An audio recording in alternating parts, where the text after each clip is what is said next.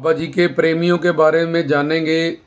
तो बाबा जी के दो तरह के प्रेमी होते हैं, एक सकाम एक निष्काम। सकाम प्रेमी जो बाबा जी से जगदानंद संसार के ही सुख मांगते हैं और एंड में उनकी मृत्यु होती है, शरीर से सारी चीज़ें व्यक्ति वस्तु जो भी जुड़े हैं वो भी कुछ भी उनके साथ नहीं जाता, लेकिन वो सकाम चाहतों को पूरी करने के लिए कोई ना कोई कामना बनाते रहते हैं। तो कोई कामना पूरी होती है जिसमें उनकी प्रारब्ध पुण्य जहाँ उनकी चौंकियाँ सिद्ध हो जाती है, और जिसमें उनकी अपनी पात्रता बर्तन नहीं बनाता वो नहीं भी पूरी होती। तो इसलिए वो भटक जाते हैं कि हमारी ये कामना पूरी नहीं है, फिर दर दर ठोकरें वो खाते हैं। इस बात को तो समझ नहीं पाते कि अपनी चौंकियाँ को सिद्ध नहीं किया, अपनी पात्रता अपना बर्तन तो उतना बदना नहीं जो मांग रहे हैं, लेकिन फिर वो बाबा जी में दोष निकाल के कि ये नहीं मिल रहा, ये कामना यहाँ से फिर कहीं और कहीं और कहीं और दर दर भटकते हैं। ये साकाम प्रेमी होते हैं। तो वो कुछ ना कुछ मांगते हैं, 10 चीज़ें मांगी 2 मिली तो चले रहते हैं कि 2 तो मिली थी, फिर 10 चीज़ें मांगती हैं फिर 2 मिली रहती हैं।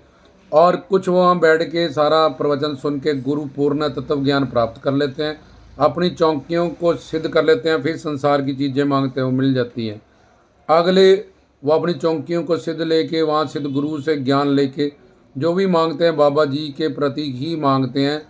उनकी करीबी, उनका प्रेम, उनकी मोहब्बत कि हमें बेटा चाहिए आपके जैसा, हमें दोस्त चाहिए आपके जैसा, हमें आपकी करीबी चाहिए। अलग अलग भाव से वो जो भी मांगते हैं, जैसे रत्नों के घर बाबा जी पुत्र बन के आए, विष्णु लक्ष्मी जी के घर मांग के, उनकी सा काम चाहते होती हैं लेकिन वो बाबा जी के प्रति ही होती है। और अगले होते हैं निष्काम प्रेमी, परम प्रेमी। ये सिर्फ बाबा जी का दर्शन मांगते हैं, और दर्शन जब मांगते हैं तो उनके लिए कीर्तन चौकियों का रास्ता खुला रहता है। बाबा जी की कृपा मांगते हो, कृपा के अंदर का सब कुछ उनको मिलता रहता है। बाबा जी की सेवा मांगते हैं, सेवा मांगने से बर्तन बन जाता है। और बाबा जी का प्रेम मांगते हैं तो प्रेम के वश में है भगवान, और भावग्राही होता है भगवान। तो ये सबसे उच्च प्रेमी होते हैं जिनको निष्काम प्रेमी कहते हैं।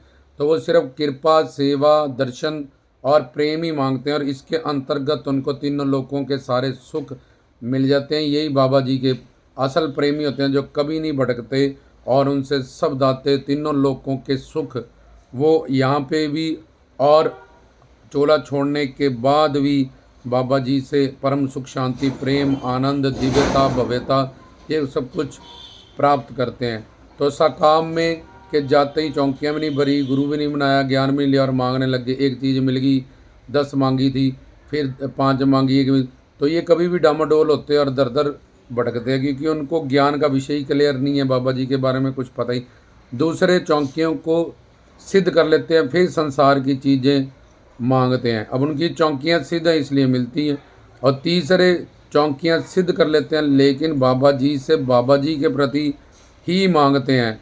और चौथे कि वो मांगते ही नहीं है, वो सिर्फ कृपा, दर्शन, प्रेम और सेवा मांगते हैं। ये सारी निष्काम चीज़ें होती हैं जिसमें ये मांगा गया दर्शन भी बाबा जी का, प्रेम भी बाबा जी का, सेवा भी बाबा जी की, कृपा भी बाबा जी की। तो इनडायरेक्ट वे से हम बाबा जी से बाबा जी को ही मांगते हैं। तो जिसके पास ईश्वर होता है उसके पास हर तरह के ऐश्वर्य होते हैं, उनकी झोलियाँ हमेशा भरी रहती हैं। बहुत सांचे दरबार की जय।